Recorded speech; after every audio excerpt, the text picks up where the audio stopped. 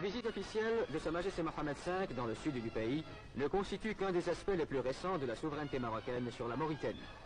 Ce vaste territoire d'1 million de kilomètres carrés est peuplé d'1 million d'habitants.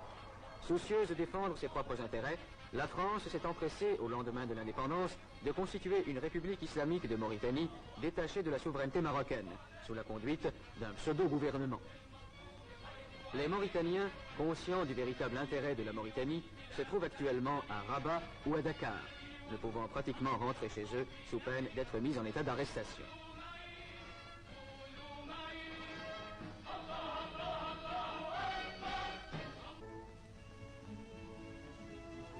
Le gouvernement leur a confié des postes importants.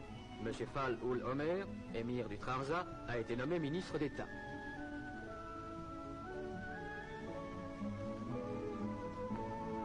Une importante délégation mauritanienne ira défendre devant l'ONU la thèse marocaine.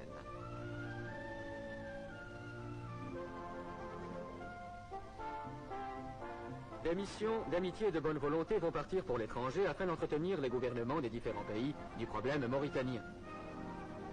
M. Alal El-Fassi, président du parti de l'Istiklal, parcourra l'Asie.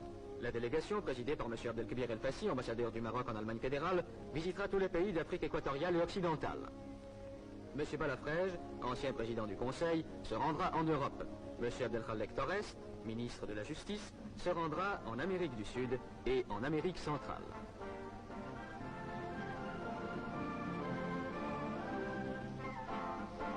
En 1905, M. Mohamed Hassan Ben Yaïch, actuellement chambellan de Sa Majesté le Roi, remettait au nom du souverain du Maroc leur daïr de nomination au gouverneur des provinces mauritaniennes, inquiétés par une agression armée des troupes françaises. D'autres témoins vivants subsistent. Des documents diplomatiques irréfutables ont été réunis qui attestent la souveraineté marocaine sur les territoires sahariens.